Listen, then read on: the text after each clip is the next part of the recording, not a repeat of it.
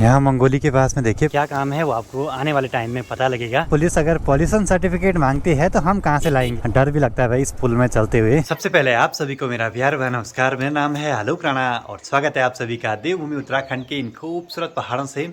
अभी सुबह करीब 8:30 हो रहे हैं और आज के दिन की शुरुआत भी हो चुकी है। मेरी तैयारी है अभी अपने घर से रुद्रप्रयाग जाने की, वहाँ कुछ काम है। तो चलिए आज की इस खूबसूरत से सफर की शुरुआत करते हैं। तो आज की सफर में पापा जी भी अपने साथ चल रहे हैं रुद्रप्रयाग तक। तो चलिए जी करते हैं आज के इस सफर की शुरुआत अपने मनसुना मार्केट से। सामने चौखंबा पर्वत पे देखिए ग्लेशियर टूट रहा है अभी। यहाँ पे देखिए धुएं का बहुत भयंकर सा गुबार आया हुआ है। तो यहाँ तो बहुत दिन दिखाई देते हैं ग्लेशियर टूटते हुए। तो यहाँ से लगभग रुद्रप्रयाग है 50-55 किलोमीटर के आसपास। 1.5 घंटे के आसपास तो लग ही जाता है पहुँचने में।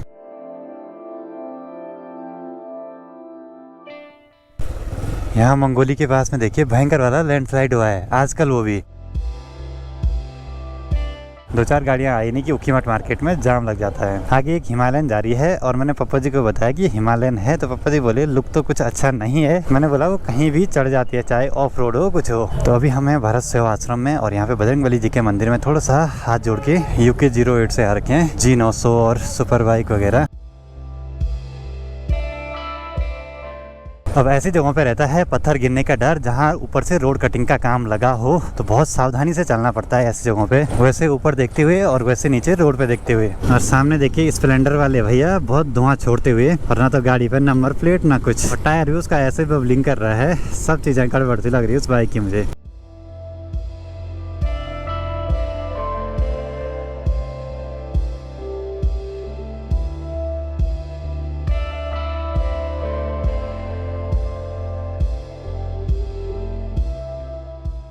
हमारे यहाँ पहाड़ों में कई सारे ऐसे गांव हैं जो ऐसी खूबसूरत सी लोकेशन पे बसे रहते हैं। और पहले पापा जी इस रूट पे डेली आया करते थे दूध बेचने के लिए। आज की बात नहीं है, बहुत पहले की बात है। और बोल रहे हैं कि इस रूट पे बिल्कुल भी गाड़ियाँ नहीं रहती, मतलब बहुत कम गाड़ियाँ चलती थी यहाँ। अगस्त्य मुनि के बाद ये जगह है सिल्ली, और पापा जी घर से यहाँ तक दूध बेचने के लिए आते थे बहुत पहले, वो भी साइकिल में। और यहाँ से फिर उखीमठ तक जाना, इतनी चढ़ाई वाला रास्ता है क्या बोले अब। और कभी कभी पापा जी बोला वापसी के टाइम पे यहाँ से उखीमठ तक बस में जाते थे। साइकिल को बस की छत में डालते थे और डब्बे भी उसी में डाले, बाकी बस में बैठ के घर तक चले जाते थे। तो ऐसे ऐसे जुगाड़ करने पड़ते थे पहले। अब मेरी बाइक का जो पोल्यूशन था वो भी एक्सपायर हो चुका था, और हमारे ऊपर साइड ना पोल्यूशन करवाने का कहीं ऑप्शन है ही नहीं। तो यहाँ आगे हैं तो एक बार पोल्यूशन भी करवा ही देते हैं। पोल्यूशन तो रुद्रप्रयाग हो जाएगा बोला, यहाँ तो है ही नहीं। ऐसे में अगर पुलिस पॉल्यूशन सर्टिफिकेट मांगती है तो हम कहाँ से लाएंगे। तो आज हमें बाईपास के रास्ते नहीं बल्कि सीधे मार्केट होते हुए आगे को जाना है, क्योंकि यही हमारा काम है। और यहाँ से ठीक सामने पे दिखाई देने लगा है अलकनंदा मंदाकिनी का संगम, जो कि रुद्रप्रयाग में है। और ये है रुद्रप्रयाग की टनल, छोटी सी टनल है। और इसको हमारे यहाँ गढ़वाली में बोलते हैं कि छोनो, मतलब रुद्रप्रयाग को छोनो बोलते हैं। और अंदर आते ही विजिबिलिटी बिल्कुल 0 सी हो जाती है। इस वाले पुल में बड़े वाहन नहीं लाए जा सकते हैं, क्योंकि पुल भी काफी पुराना है। डर भी लगता है भाई इस पुल में चलते हुए। और ये है मेन बाजार रुद्रप्रयाग का, और यहाँ से बहुत जगहों की गाड़ियाँ ऊपर पहाड़ों के लिए मिल जाती हैं। और हरिद्वार ऋषिकेश की गाड़ियाँ यहाँ पे लगी रहती हैं। ये हमको एक बार सीधे आगे को RTO ऑफिस की ओर चलना है, वहाँ पे पापा जी का लाइसेंस का कुछ काम है। तो यहाँ पे है हमारे डिस्ट्रिक्ट का RTO ऑफिस, और हमारे डिस्ट्रिक्ट में एक ही RTO ऑफिस है। तो यहाँ पे हमको लगभग 2 घंटे हो चुके हैं, बहुत ज्यादा भीड़ है आज यहाँ। तो जब तक RTO ऑफिस का काम होता है तब तक मैं अपनी बाइक का पॉल्यूशन भी करवा देता हूँ। चलिए जी 1 साल तक के लिए पॉल्यूशन सर्टिफिकेट भी बना दिया है। चलिए जी यहाँ का काम भी निपट चुका है, बाकी अब हमें एक और काम निपटाना है, जिसके लिए हमें दूसरे ऑफिस में जाना पड़ेगा। इसके बाद हमें टूरिज्म डिपार्टमेंट के कार्यालय में जाना है, वहाँ भी कुछ काम है पापा जी का। चलिए जी यहाँ का काम भी हो चुका है, अब क्या काम है वो आपको आने वाले टाइम में पता लगेगा। बाकी अब यहाँ से सीधे निकल पड़ते हैं घर की ओर, क्योंकि काफी टाइम हो चुका है। अब यहाँ रुद्रप्रयाग के आसपास ना बहुत गर्मी सी महसूस हो रही है। अब लंच का टाइम भी हो चुका है और अभी हम पहुंचे हैं भटवाड़ी सैंड में, और यहाँ पे ना रुक के जरा सा लंच कर देते हैं। इस खूबसूरत सी जगह से आसपास के नज़ारे भी बहुत ही गजब के हैं। ठीक नीचे पे है एक पैदल पुल, और जिसके नीचे जो नदी है ना उसका पानी बिल्कुल रुका रुका सा लग रहा है। तो यहाँ पे स्वादिष्ट सा लंच करने के बाद अब निकल पड़ते हैं घर की ओर आगे।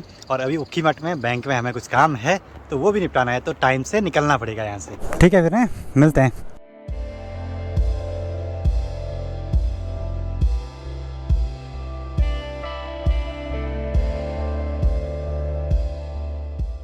तो यहाँ पे एक दुकान से जरा सा मिरर देख लेते हैं घर के लिए। तो यहाँ पे हमको अभी मिरर तो मिला नहीं, लेकिन वहाँ पे हमने एक ड्रेसिंग मिरर का पता करा, रेट पता कर लिए हैं और समझ आया तो ले भी लेंगे। और यहाँ ऊपर के पत्थर देख के लग रहा है कि कभी नदी यहाँ रही होगी। सोचे अब यहाँ से कम 150 मीटर नीचे चले गई है।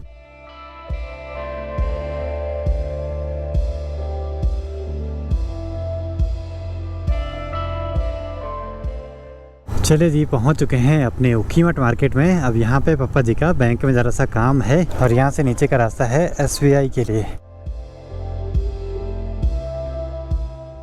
तो चले जी, बैंक के भी सारे काम निपट चुके हैं, बाकी अब निकल पड़ते हैं सीधे यहाँ से घर की ओर। अब यहाँ मंगोली गांव के पास में ऊपर से देखिए बहुत बड़े बड़े पत्थर गिरे थे, कल रात को गिरे शायद, ये अभी साइड कर दिए गए हैं। यहाँ तो गर्मियों के टाइम पे भी बड़ा डर रहता है। एक बार बहुत पहले भी बड़ी बड़ी चट्टानें गिरी थी ऊपर से।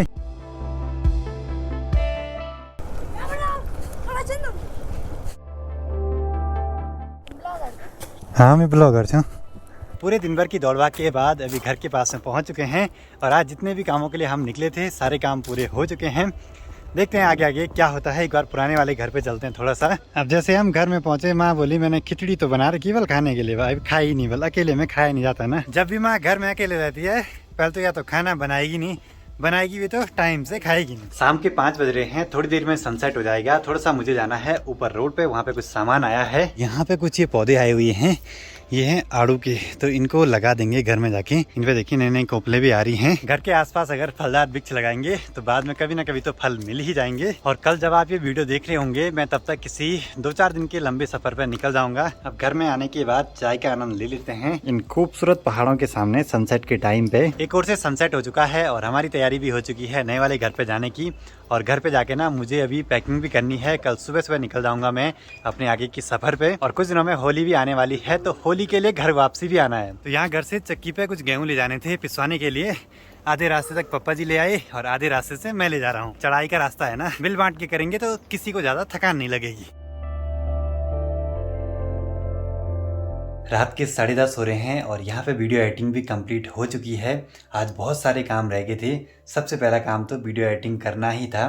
अब इसके बाद मुझे पैकिंग करनी है और कल सुबह जल्दी उठ के निकल जाना है। और इस बार मैं सोच रहा हूँ कि अपने साथ सिर्फ एक ही बैग ले जाया जाए। इसी में मैं अपने कपड़े वगैरह और अपने गैजेट्स वगैरह रख लूंगा, तो आने जाने में भी काफ़ी आसानी हो जाएगी। चलिए जी, पूरा बैग पैक हो चुका है। बाकी अब इस वीडियो को एडिट करके अपलोड पे लगाते हैं और फिर आराम करते हैं। तो कैसी लगी पूरी ये वीडियो कमेंट सेक्शन में कमेंट करके जरूर बताइए। वीडियो पसंद आए तो इसको लाइक कीजिए, कमेंट कीजिए और अपने दोस्तों के साथ शेयर कीजिए। मैं आलोक राणा मिलता हूँ आपसे अगली नई वीडियो में। तब तक के लिए जय हिंद, जय भारत, जय देवभूमि उत्तराखंड।